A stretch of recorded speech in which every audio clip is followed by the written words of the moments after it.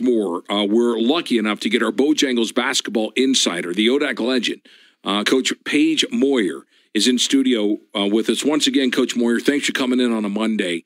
But this is there's so much going on with Virginia playing for a national championship tonight, and the Virginia Tech Hokies announcing their new men's basketball coach. We wanted to get you in, and let's work our way through it. So let's start, Paige. Let's kind of take it in order. Let's do it chronologically.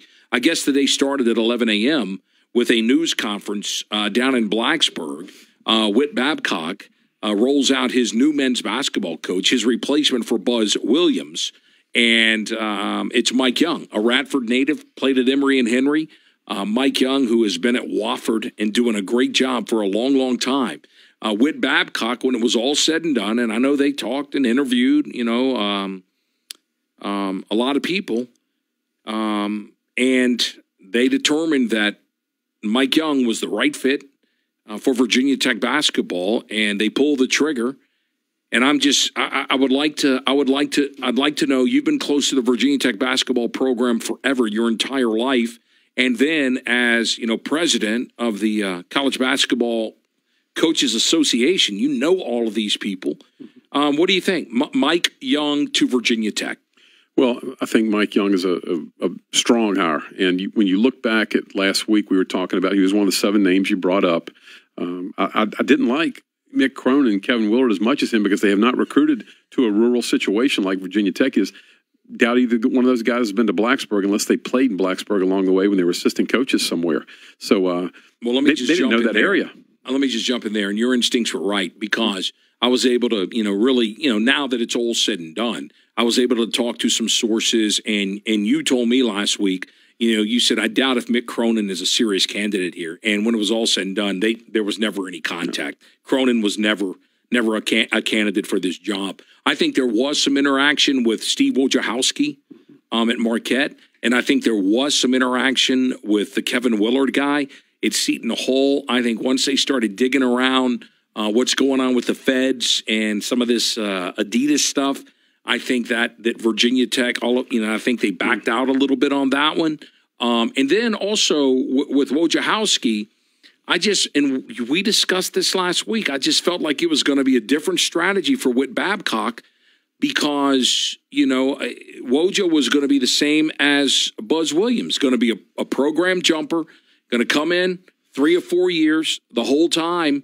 He's going to have 1 foot out the door, rinse and repeat, 1 step up, 2 steps back, and you're doing it all over again. Do you think that analysis was right? No question. And really, if you're Wojo, I look at it this way. I mean, Buzz is not leaving you a full cupboard. He might be leaving a cupboard. And then Tech's hoping Kerry Blackshear will come back. Yep, yeah, but that's a stretch. I mean, I think with him, he might have professional options. Yeah. Being a grad transfer, he's going to have everybody in the world recruiting him. And Mike Young will have ample time to recruit him as well because he's still on campus. Okay. But, if Wojo, his end game is to get to Duke.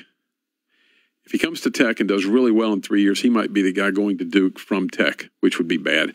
Or he comes to Tech, he has to rebuild, so he has a couple of lean years before he can get a good year out of it.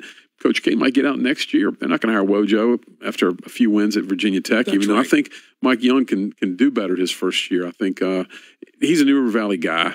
He grew up in the area, went to the press conference today. He's got family, friends, and we can talk a little bit about how he fits at Virginia Tech.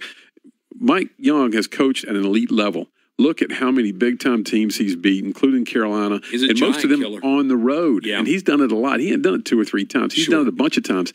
I mean, 15 years ago, they were a Division II program. He's coached Division II basketball. He has so many more resources to work with.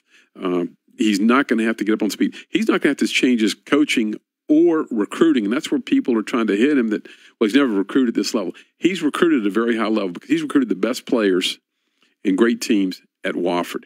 The only thing I think he's going to have to change are his relationships. He's got to build relationships with a different set of people, which he did very well at his level, and he's got to build different relationships with Virginia Tech because it's such a bigger school. I mean, Wofford is 1,600 students, small fan base. At Virginia Tech, he's got hundreds of thousands of alums. And, I mean, that's an asset. And he's just got to build more relationships. And he's a relationship builder. I don't know that Coach Williams came in and was trying to build relationships with anybody that wasn't helping him win games. That's fair. He wasn't building them. He was great. He did some great things, and I think hopefully Virginia Tech will be smart to carry on something like Buzz's Bunch and some of the community service projects he did. I mean, he's a pro. Buzz was a pro, but Mike Young, he didn't have to change his coaching or recruiting. He's just got to change, not even change, but add relationships. And I'll give you two for instances on that. First off, okay, a guy like Chad Myers. Chad Myers, we know real well, 1-0 guy, very influential at Massanutten. He has 5 Power 5 recruits on his team every single year. Secondly, he works for Boo Williams in that AAU side. And then Chad's a Hokie fan. He's going to love working with Mike Young in a recruiting process. And Mike has recruited Virginia kids. He recruited very hard at Fork Union. He's been up here. I saw Mike a ton on the road up here when I was still coaching. So he's just got to add some relationships to what he's doing. And a guy like Jeff Schneider, talked to Jeff Schneider last night. Jeff is the biggest summer basketball operator east of the Mississippi. He's a fan of Mike Young. He's in South Carolina with him. He's seen his work. He's seen his staff work. People are saying, he doesn't like the AAU game. Mike goes to events. I've worked the Peach Jam. I see Wofford guys there. He just got to change a few relationships or just add a few relationships. I don't want to say change. Change is the wrong word. What do you say, Bojangles basketball insider Page Moir, what do you say to the Virginia Tech fan who wanted that flashy hire? And do you just say, look, you may have wanted that flashy hire, you may have wanted that big name, but your athletic director, I think, had a different strategy. Your athletic director wants what UVA has. Your athletic director wants what Notre Dame has. Yeah. A program builder with sustained success. He doesn't want to be hiring a new basketball coach every 3 to 4 years. And, I can remember it, man. When UVA hired Tony Bennett, do you remember the reaction? You're hitting it right on the peg. You're hitting the peg not on right now. 10 years ago, they wanted Tubby Smith, like you said, right. And all the guys, because you were covering it in the media. Right. And they're like, who's Tony Bennett? Now all the money in America, they wouldn't trade for Tony Bennett. Mike Bray, like as you mentioned, would you like to do what Mike Bray's done the last 16, 17 years at Notre Dame? He came from University of Delaware. And when they hired him, Notre Dame fans said, who the heck is this guy? Mm-hmm. What are we doing hiring this guy from Delaware? And UVA fans said, who is Tony Bennett? I mean, I thought we were going to get Tubby Smith. Okay, so I think Witt is hopeful. He can tap into exactly what UVA fit the culture. You don't think Tony Bennett is a perfect fit for that culture? He is the classic Virginia gentleman. He fits in Charlottesville to a T. And I think that Witt Babcock is hoping that he's going to get a guy, Mike Young, who can get it going, maybe be there until he retires, 10, 15, maybe 20 years. I mean, I think Witt Babcock is like, you know what? This flashy big name stuff in every 3 or 4 years, it's 1 step up, 2 steps back. You're rinse and repeat. And now your program is set back for another 2 years because there's nothing in the cupboard. I just think the athletic director said, well, what are we doing here? Well, let's go get a guy that we're going to commit to, and he's going to commit to us. Do you think that's what's going on? You've hit it on the head. I mean, he's an elite coach. He's proven that with what he's done at Wofford. I mean, they were a D2 program not too many years ago. Now they're a D1 giant killer who wins a good league. He's recruited as high as you can at his league. He can transition everything he knows and does to Virginia Tech, and now he's got triple the resources he had at Wofford to work with. He knows this region. I thought that was so important, too, is to know somebody, bring in somebody that has recruited from Baltimore to Georgia. And he's lived on, and add Florida to it, too, where you get a Blackshear, a superstar like Blackshear. Sure.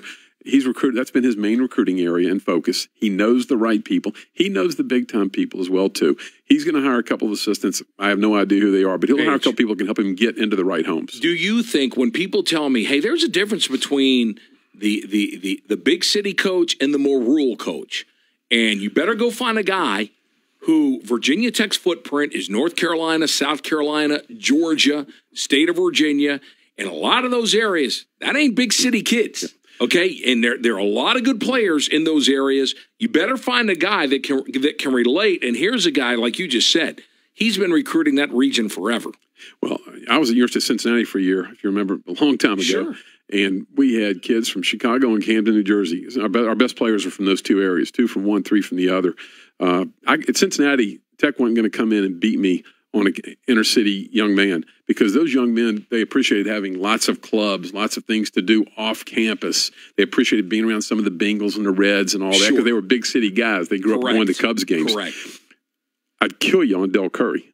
Del Curry was hunting and fishing up in Grottoes, Virginia. Bobby Beecher. Raising tobacco in North Carolina. And you can get the cities. John Dixon. They're still good cities. Out of South Carolina. Clinton, South Carolina. Reggie Stepp out of the hills up here in Crozet, Virginia. Yeah, and then there's good basketball players in those areas. You've got Raleigh, Greensboro, Columbia. You've got cities. And Mike Young has recruited Atlanta very hard. Atlanta is a basketball, it's a very profitable way to recruit from. And he mentioned his press conference today, I didn't know this fact, but there were 98 young men that signed Division I scholarships out of the state of Florida. He's been all over Florida before, and he knows these areas. And like I said, he just got to add a few relationships to the ones he already has, and he knows how to recruit. Okay.